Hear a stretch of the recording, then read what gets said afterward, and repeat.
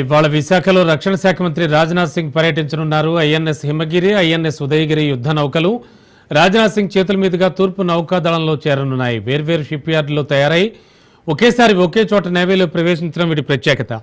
Project 17Aలో మొదటిదైన stealth frigate Himagiri F-34ని కోల్కతాలోని గార్డెన్ రీచ్ షిప్ బిల్డర్స్ నిర్మించగా, ఉదయగిరి F-35ని ముంబైలోని Mazagon dock shipbuilders రూపొందించనుంది.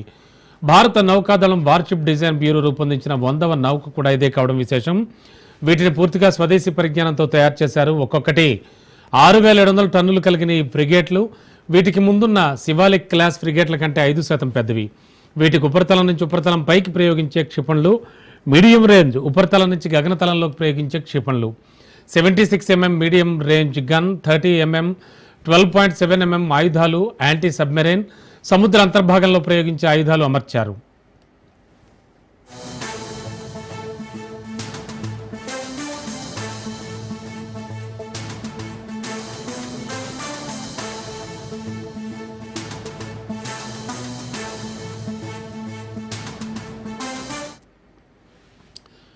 Breaking లో చూస్తున్నాం.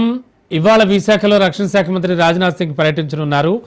ఐఎన్ఎస్ హిమగిరి, ఐఎన్ఎస్ ఉదయగిరి యుద్ధ నౌకలు రాజ్నాథ్ సింగ్ చేతుల మీదుగా తూర్పు నౌకాదళంలో చేరనున్నాయి.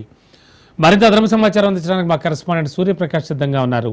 ప్రకాష్, రాజ్నాథ్ సింగ్ పర్యటన వివరాలు ఏమిటి? అలాగే 2 ప్రతిష్టాత్మక యుద్ధ నౌకల్ని రాజ్నాథ్ సింగ్ చేతుల మీదుగా కూడా తూర్పు నౌకాదళంలో చేరుస్తున్నారు. Good morning.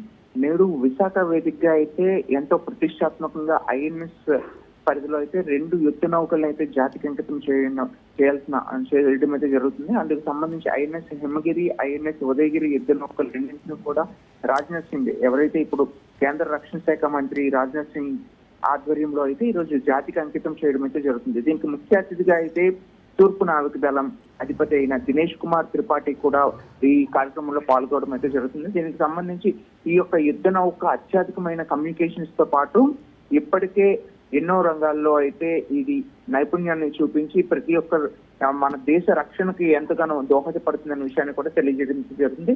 ప్రస్తుతం 6,670 టన్నుల బరువు ఉన్న ఈ యొక్క యుద్ధ నౌక ఏదైతే ఉందో ఇది 149 మీటర్ల పొడవు, అలానే 28 నాటికల్ మైల్ స్పీడ్ తో అయితే ఇది వెళ్లే అవకాశం అయితే వెళ్తున్న పరిస్థితి కనిపిస్తుంది.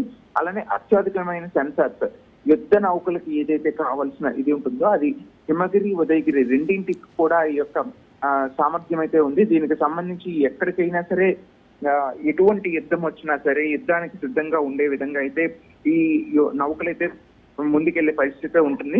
ఈ యుద్ధ నౌకలతో అయితే ఇప్పటికి సూపర్ సోనిక్, బ్రహ్మస్ వంటి నింగిలో ప్రయోగించడానికి కూడా ఇక్కడ ఈ హెలికాప్టర్స్ కావచ్చు, అలానే యుద్ధ విమానాలను కూడా ఇక్కడ ల్యాండ్ అయ్యే అవకాశం ఉండే విధంగా కూడా ఈ యొక్క యుద్ధ నౌకల నిర్మాణం అయితే జరగడం అయితే జరిగింది. దీనికి సంబంధించి అయితే ఈ రోజు రాజ్నాథ్ సింగ్ అయితే దాదాపు 2:55 నిమిషాలకైతే ఐఎన్ఎస్ డాగర్కి చేరుకున్న పరిస్థితి ఉంటుంది. అక్కడ నుండి 3 గంటల నుండి 3:38 వరకు అయితే అక్కడ ఈ యొక్క హిమగిరి అలానే ఉదయగిరిలోనే ఆ యొక్క నౌకలను అయితే జాతికి అంకితం చేయడం అయితే జరుగుతుంది. ఆ తర్వాత 3:50 నుండి 3:55 వరకు అయితే గిఫ్ట్ సెరమనీ, దీన్ని ఎవరైతే తయారు చేశారో వాళ్ళకైతే ప్రెజెంటేషన్ ఇచ్చే అవకాశం అయితే కనిపిస్తుంది. అలానే ఆ తర్వాత ఉదయగిరి అనేది ఏదైతే నౌక ఉందో ఆ నౌక మొత్తాన్ని కూడా చూడడానికి 3:55 నుండి 4:02 నిమిషాల వరకు అందులో ఉంటారు. అలానే 4:02 నిమిషాల నుండి 4:10 నిమిషాల వరకు కూడా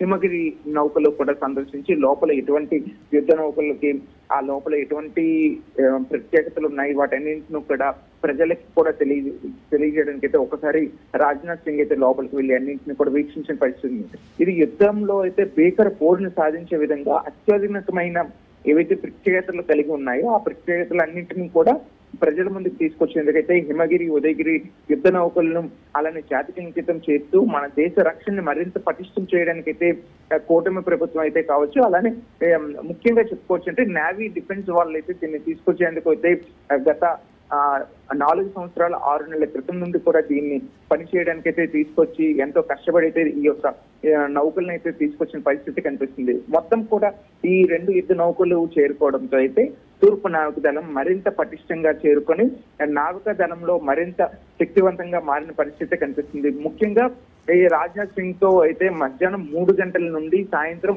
4:05 వరకు కూడా రాజ్నాథ్ సింగ్ అయితే విశాఖ నగరంలో ఉండే పరిస్థితి ఉంటుంది. దానికి సంబంధించి విశాఖ నగరం అంతటా కూడా హై అలర్ట్ ప్రకటిస్తూ ఎక్కడికక్కడ భారీ బందోబస్తును ఏర్పాటు చేసిన పరిస్థితి కూడా కనిపిస్తుంది. రమణ.